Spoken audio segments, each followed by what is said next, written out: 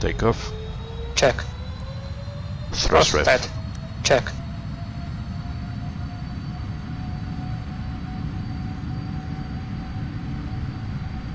$80 knots. Hold.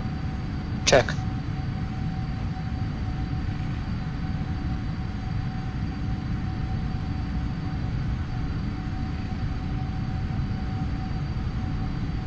V1. Rotate.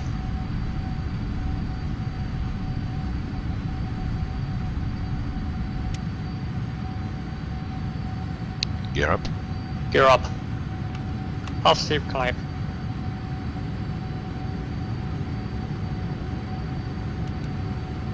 Autopilot. Check. 400 feet.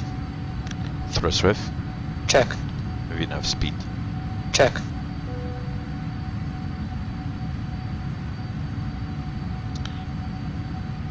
And off we go. So like always at this lightweight, very overpowered on the takeoff. So.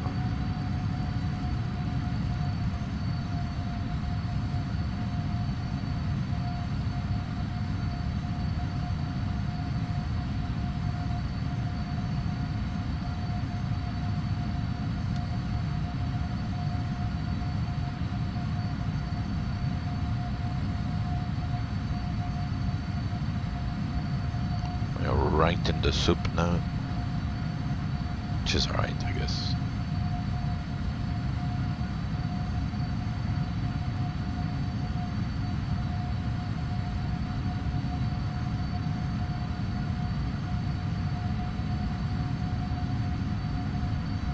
Right, so now it's starting the acceleration.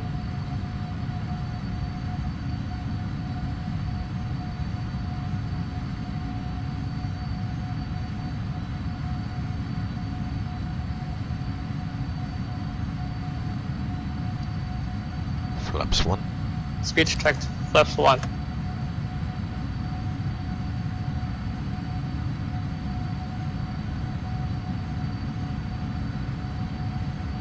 Flaps up. Speed checked. Flaps up.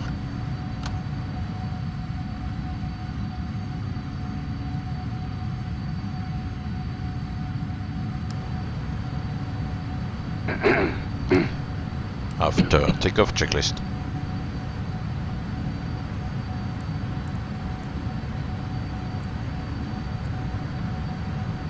After takeoff checklist. After takeoff checklist complete. Check.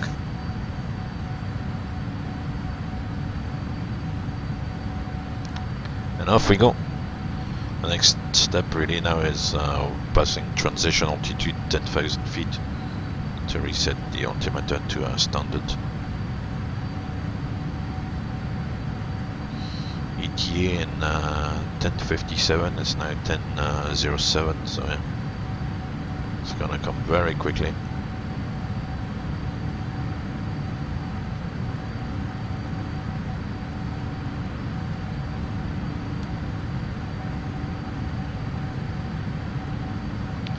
That's it. Any questions so far?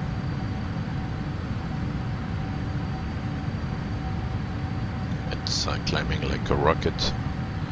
3,500 feet there with a bit of a tailwind component.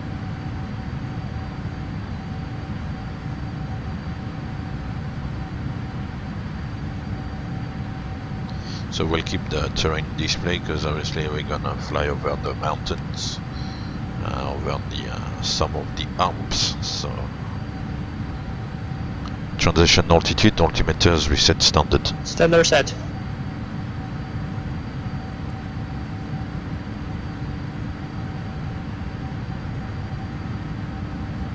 Flight level 100. Seatbelt sign auto. Seatbelt signs auto.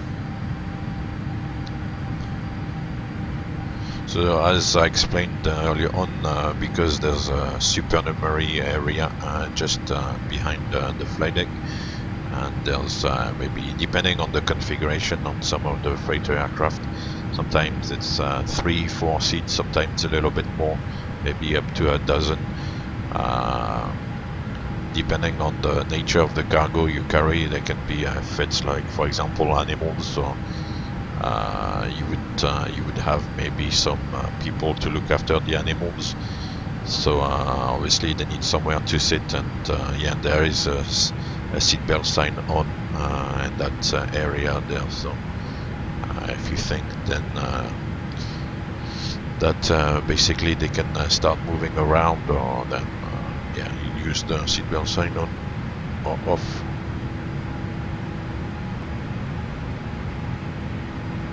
So yeah, a light freighter is very overpowered. The weight at the moment is 200 and not even 240 tons. But yeah, that's very light for a freighter, so it tends to climb like crazy.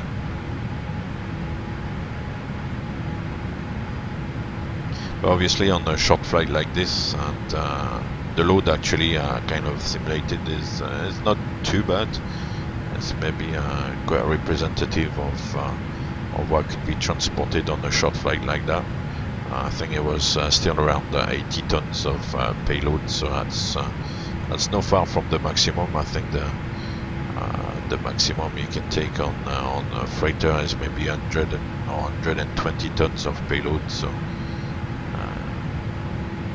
yeah, it's quite representative of what could be carried on a short flight like that. But still, because you don't have a lot of fuel, the weight is relatively low. So yeah, it's very overpowered.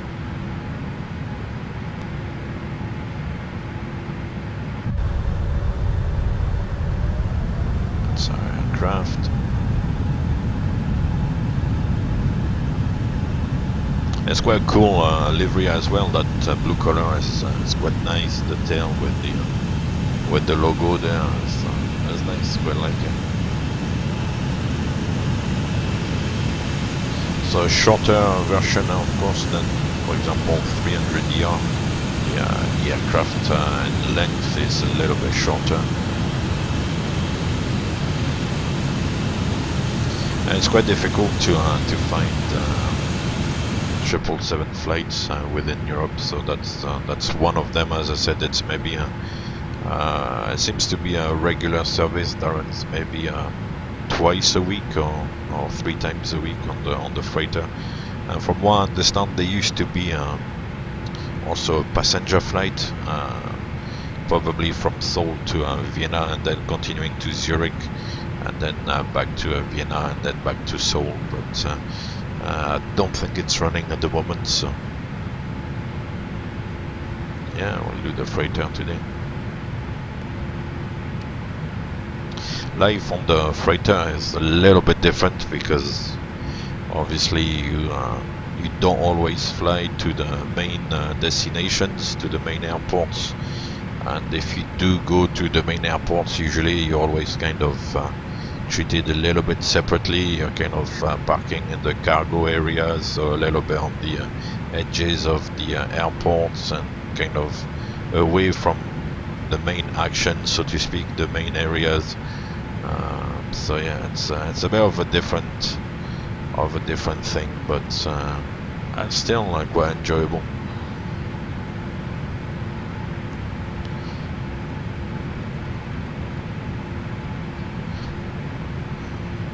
There's no cabin crew to deal with. There's no passengers, of course, so no issues like medical issues or anything like that. Level off. So it's good.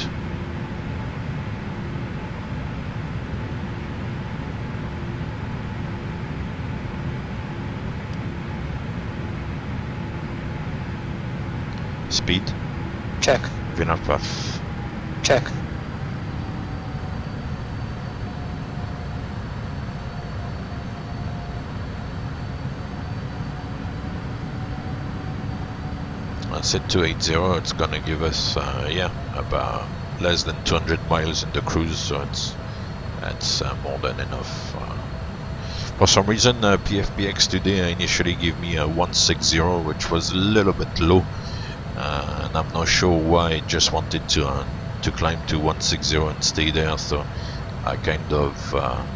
overrode the system and kind of elected 280 for the cruise. So 160 is a little bit low.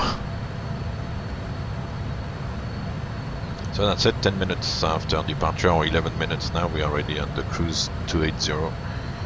Quite nice.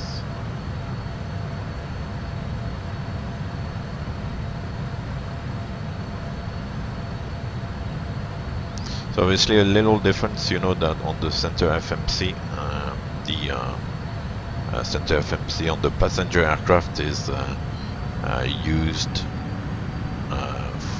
mainly as some sort of like interface for the intercom function. So you would have like, if you remember, on the passenger aircraft, you would have like a prompt for to call the L1 door, to make a PA, to call the ground crew, and to call also I think it's the L5 door. So there's like 4 or 5 prompts here on the CD, well, near the CDU there, to kind of use it as an interface for the various intercom functions.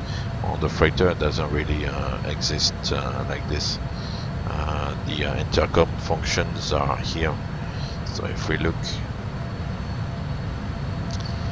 to make the various calls, then you use these buttons. So that's to call the ground.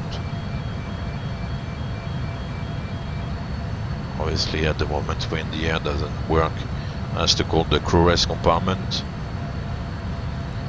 the supernumerary area. So basically, as I said, we're on the possible inverted commas passengers would be the cargo deck and the main deck alert as well. But yeah, the intercom functions on the aircraft will be here instead of being on the center FMC there. So that's also a little difference on the freighter. Oh, you can see the Alps, nice. So no funny business today. The other day over the Himalaya, there was a big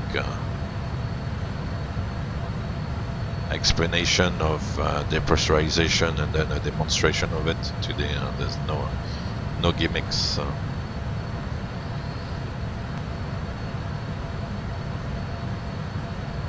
I say otherwise, difference-wise, there's no much. Some of the checklist as well, the items are slightly different. Sorry, wrong view. If we look, for example, at the before start, instead of seatbelt signs on, you've got supernumerary signs. So that's a little difference. But otherwise it's pretty much the same really. The pre-flight is the same, and this one is the same as well. So yeah, it's only really the before start where there's a couple of items there. Oh yeah, and I was forgetting the doors as well. Like flight deck door, obviously because on the freighter there's no flight deck door, so the door item is not there.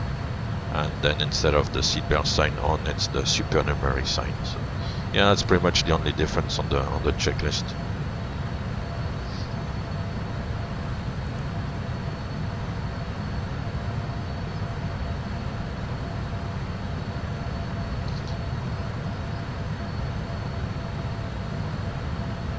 Otherwise it's pretty much the same actually. I don't know, yeah, they are simulated like a curtain, so there's a curtain to kind of act as a flight deck door basically. So yeah, no door on this one for the flight deck. The 2 jump seats pretty much the same as any other 777.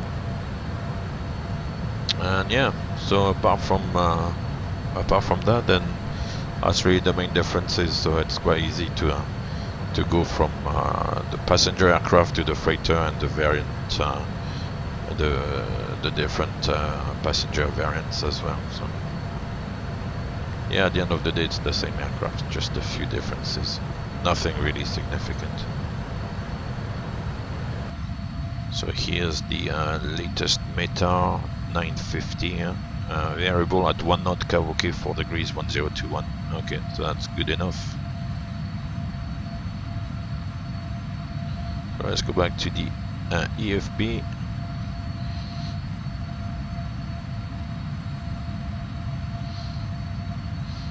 We'll choose our arrival. So it's going to be runway 14. We'll go for runway 14 ILS, and it's the Nigra 1 Alpha, I believe. So choose that one. So from Nigra it's going to go to Mativ and then Ameki. Activate that. And then for the approach up here, the latest point on the last point on the arrival is Ameki. So from Ameki I will select the approach, still runway 14, ILS 14, and via Ameki transition. And then we've got the whole transition here, so we'll activate that.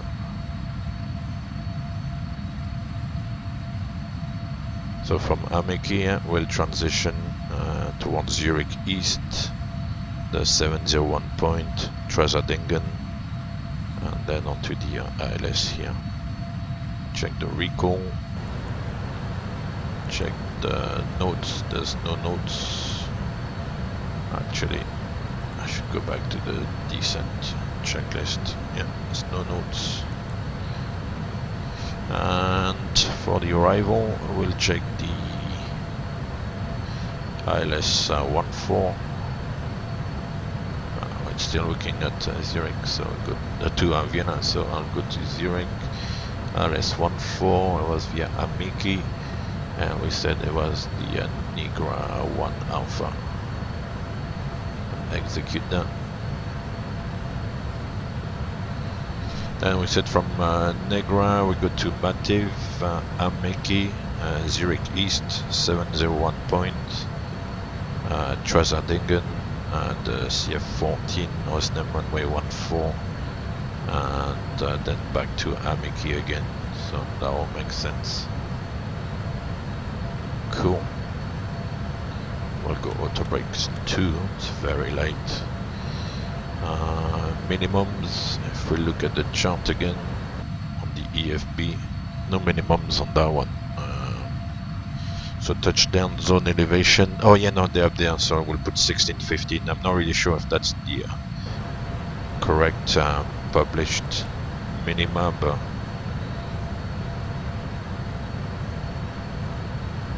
$16.15. That's it. And the last thing is to check the VRF, so we're gonna get there with 7.7 tons of fuel, plus the zero fuel weight, 226.2, so plus 7.7, that's 233.9.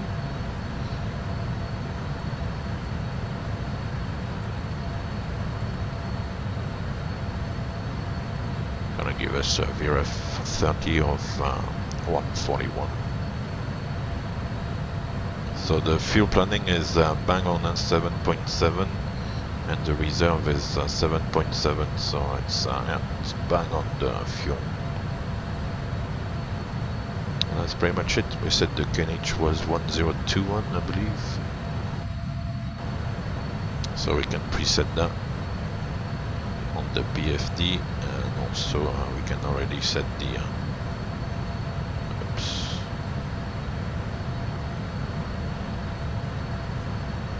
the standby altimeter as well.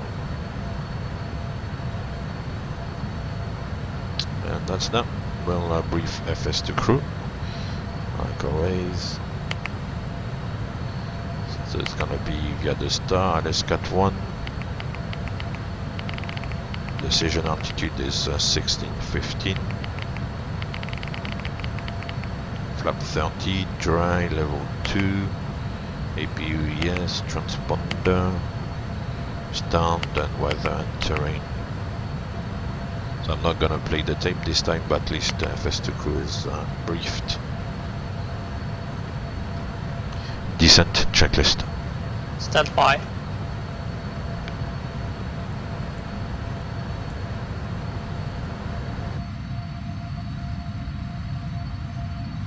Descent checklist. Recall. Checked. Notes. Checked. Auto brake level 2. Landing data. VRF is 141, minimums 1615 feet. VREF 141. Minimums 1615 feet. Approach briefing. Completed. Descent checklist complete.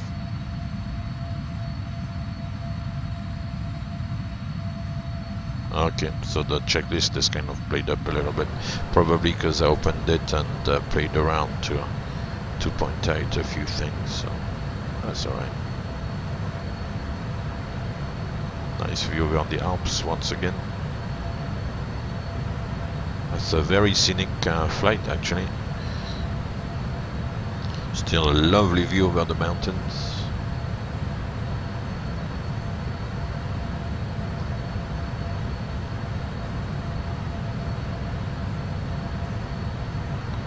Nice little lakes. A lot of snow in the scenery. I mean, that's winter scenery, of course, so there will be a lot of snow. Beautiful day, amazing. Now we've got FMC message reset MCP altitude, so we'll go initially to 7,000 feet for the arrival, and that's the first restriction I think at Amiki.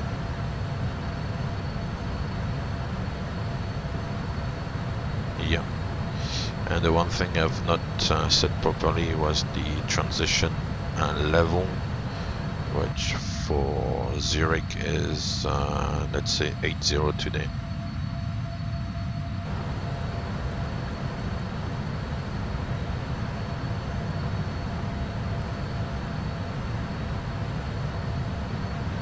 Right, so you preset the altitude, and then I will at the top of descent point here, the TD point, then it will start the descent automatically.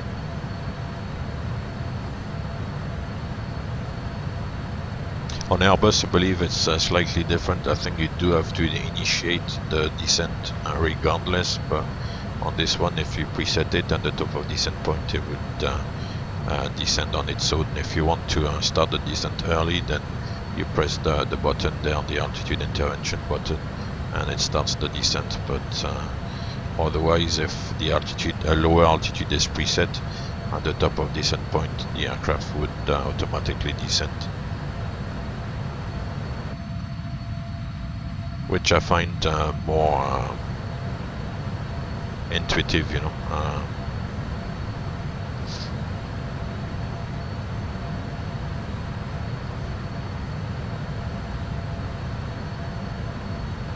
And then we go. Idle. Check.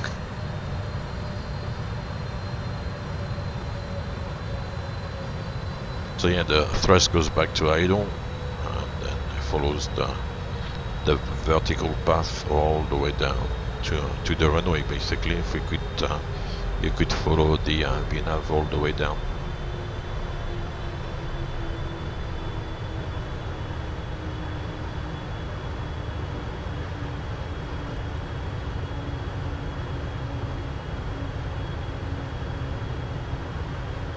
Hold. Check. So once the thrust levers are they are at idle for like a few seconds, then the thrust mode here changes to hold, which means that the auto throttle is on some sort of like sleep function or sleep mode, so they don't really control the speed anymore, but they're ready to be awake if needs be. and the thrust lever is also can be manually controlled by the pilot. So if I wanted to add thrust now, I could do it, and it wouldn't the auto throttle wouldn't really counteract my actions. Whereas when you have, for example, a speed mode, then the auto throttle would control the speed, and if you were, like, for example, either decreasing the thrust on the throttles or increasing it against the speed commanded by the system, then the auto throttle would kind of fight a little bit with you. Whereas here you can add the thrust, and in old mode you can play with the thrust as much as you want. I kind of think of the hold mode as actually like hold the thrust levers and basically realize that you're in charge of the thrust levers. Whereas when it's speed or idle, the auto throttle is more in control of the throttle. If that makes sense. No, I Traveler, I don't think FS2 Crew can do the takeoff. FS2 Crew is really there to assist, but it's not there really to take controls of the aircraft.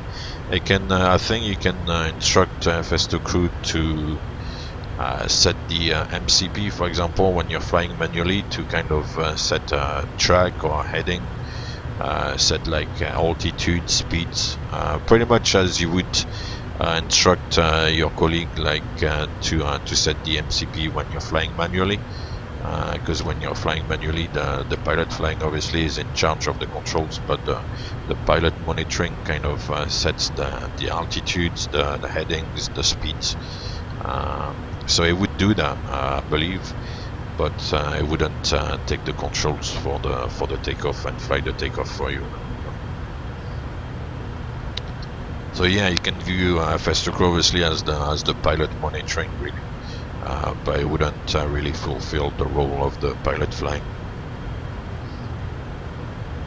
As far as I know and as far as I understand FS2 Crew.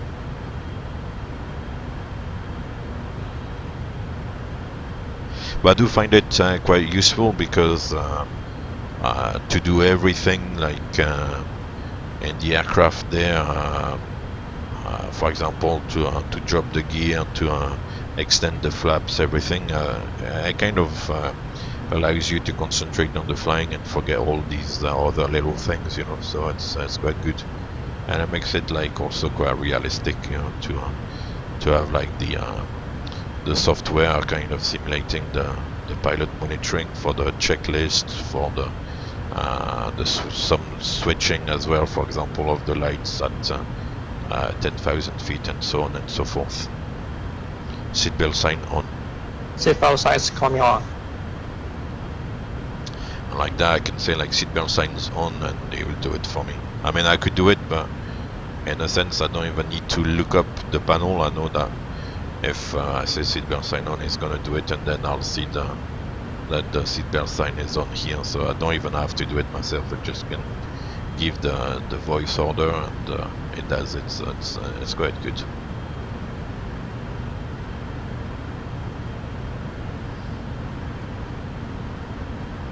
So of course it's got like its limitations. I mean, it's not perfect, but it does help, and I do like it. Transition level, altimeters reset 1021. 1013 set.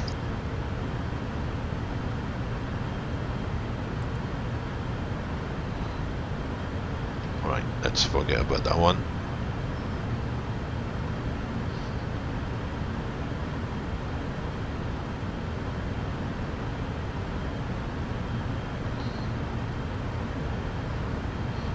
This could be the Lake of Constance near the Swiss-German border. Please forgive me if I'm wrong, but it's quite a big lake. If Friedrichshafen is nearby, which it is, it's probably it, yeah.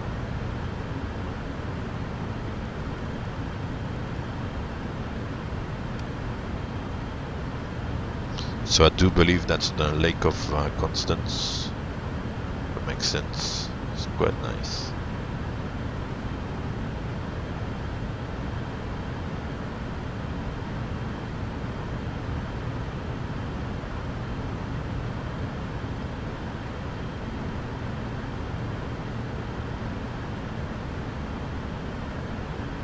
So for some reason it got a little bit high on the vertical profile, but it's now catching up, so that's good. It's a beautiful area there. It's amazing. Amazing arrival, very scenic. With the lake, the mountains, those various cloud layers there. It's really, really nice.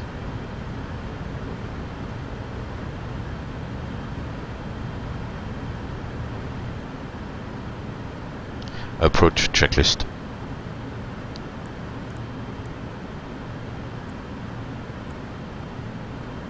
Approach checklist. Altimeters.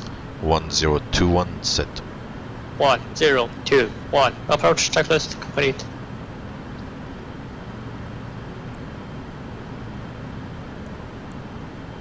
Very good, very good. I should have actually have done it. I should have done it a little bit earlier, but hey. You should basically do the approach checklist, since it only checks the altimeters pretty much when you set the altimeter to the QNH. So as soon as you go QNH, then you can go for the approach checklist, because that's the only item really you check here. So I'm not really sure what the PMDG documentation is suggesting, and also what the various procedures are, but it seems to me like it's kind of Boeing procedure to do it like that. So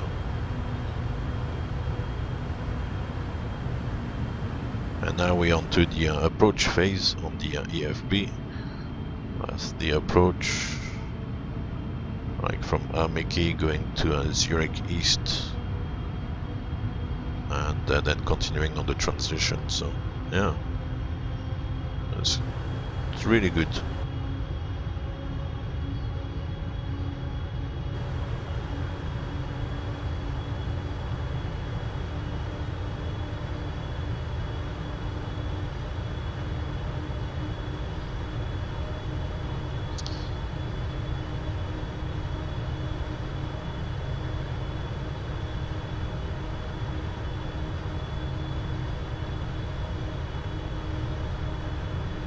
Beautiful.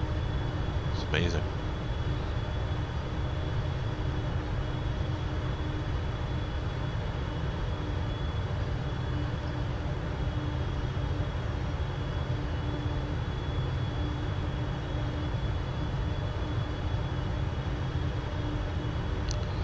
So you've got already the addon here, India Kilo Lima for the LS. That's good.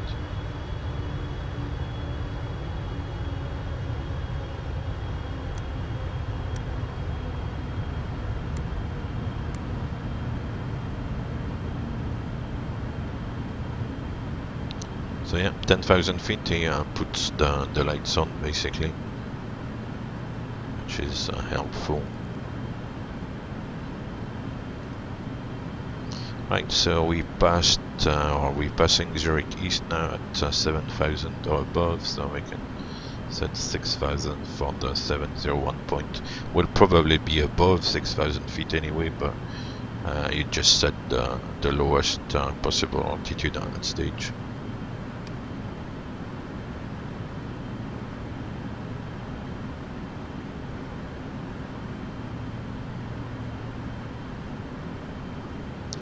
What I could have done actually is set the speed here, 180 knots for example. So it's gonna reduce the speed a little bit. Now I'm probably gonna be a little bit, oh no, it's the vertical profile is not disturbed too much, which is good.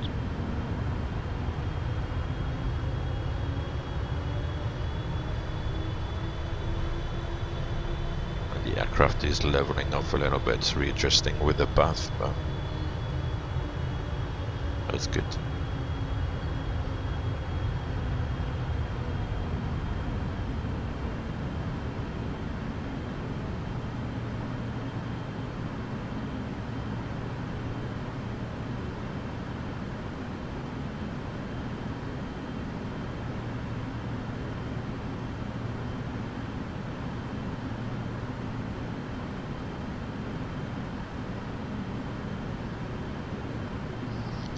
So after that, en route to Trazadingen, we can go down to 5,000 feet. So I'll set 5,000 here.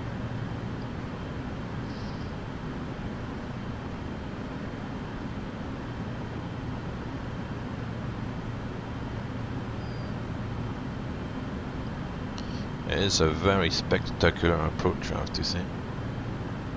It's really nice.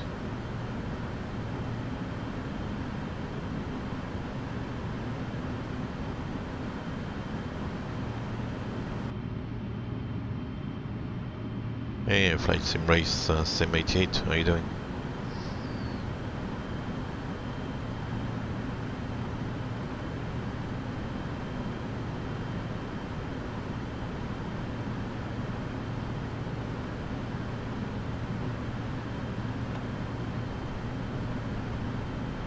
Just use a little bit of speed brake to come back on the speed. I've got a shortcut on the joystick, so I can do it without really having to play with the mouse on the speed brake lever there. I'll do it directly from the joystick, so that's good.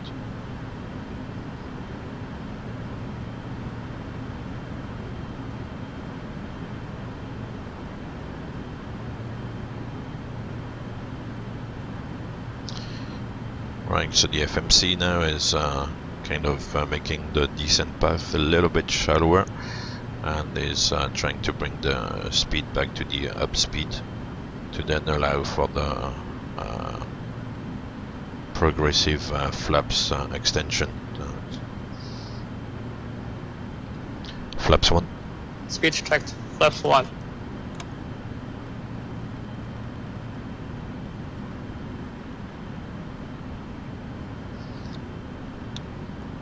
$1,000 feet to level off.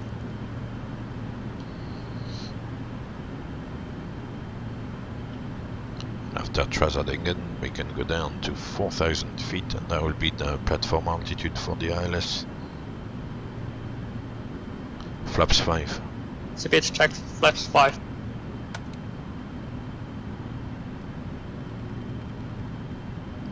There we go, flight level change now.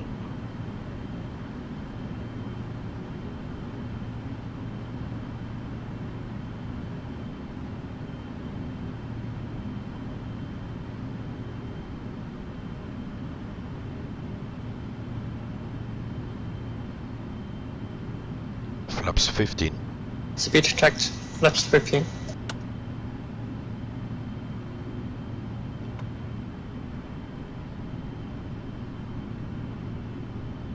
So if we look at the standby altimeter there, we're pretty much on the glide slope now, so vertically we're doing well.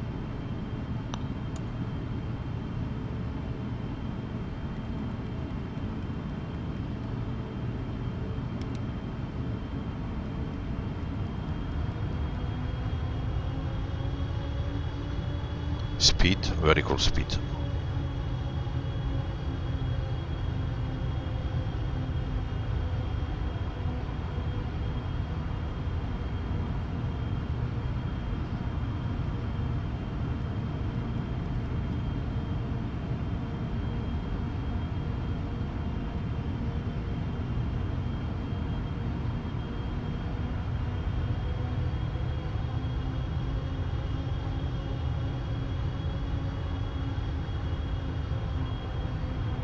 $1,000 feet to level off.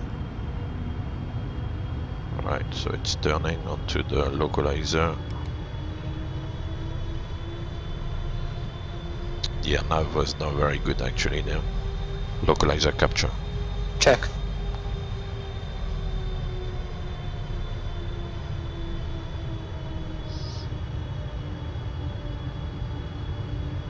Yeah, the LNAV made it overshoot a little bit.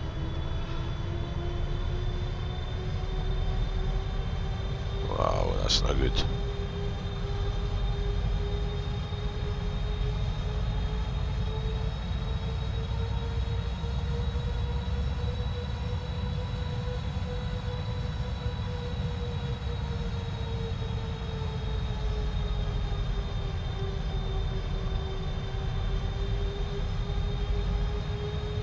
Now it's climbing as well.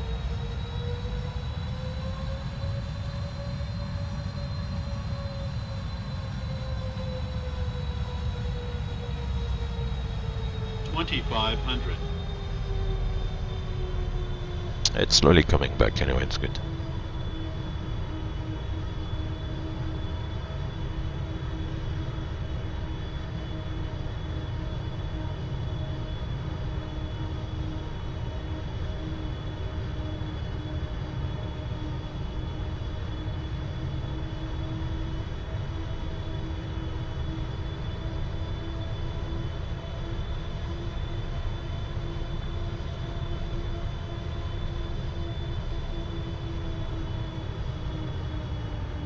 Okay, I got insufficient fuel message, we can disregard, we are on the approach. But we're basically on the diversion fuel now, so... Gear down. Gear down. Flaps 20. Speed checked. Flaps 20.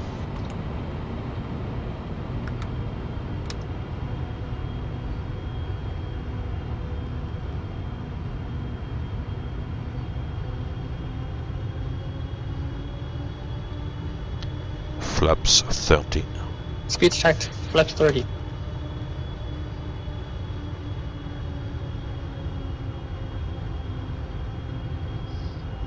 Landing checklist.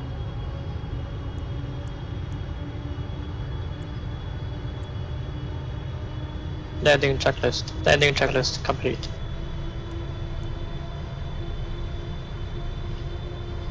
Well, the checklist was not complete, but yeah. But it was afterwards, so it's good.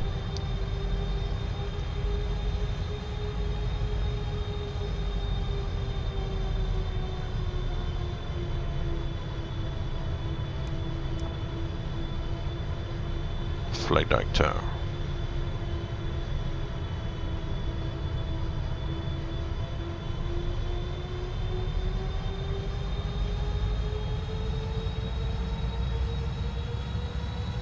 Here we are, 57 minutes.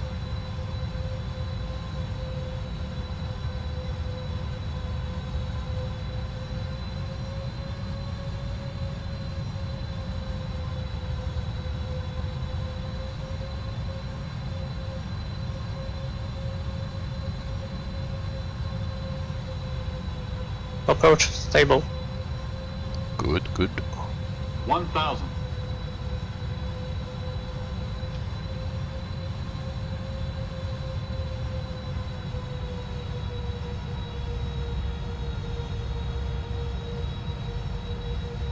There's no wind, which is good. Approaching 1-4.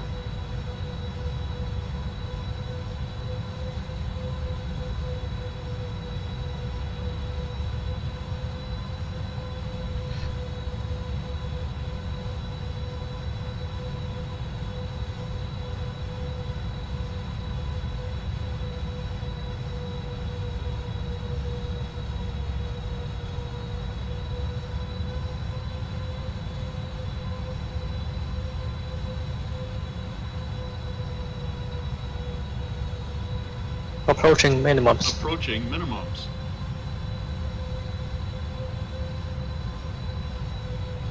Minimum. Minimums. Landing. Checked. 100.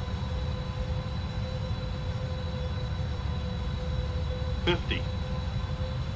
30. 20. 10.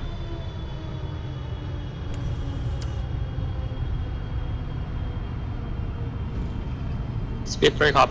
Reverse is normal.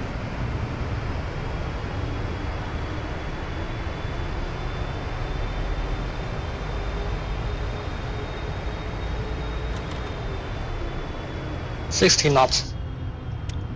Manual braking. Check. Here we are.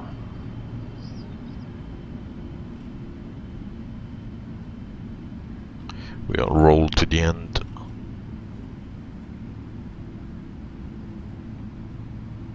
1,200 meters remaining.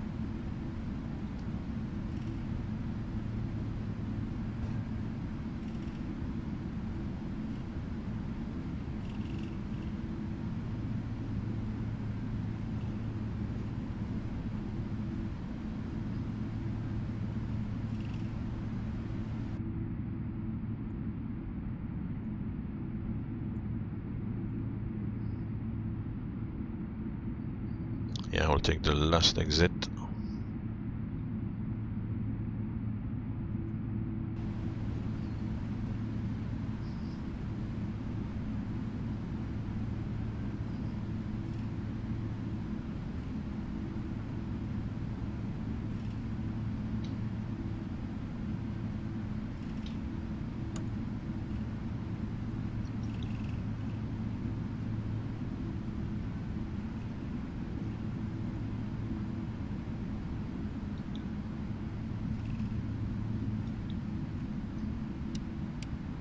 Engine anti-ice coming on.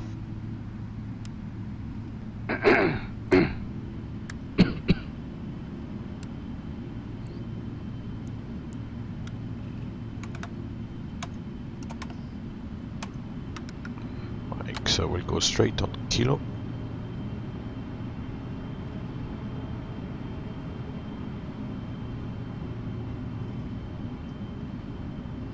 Welcome to Zurich.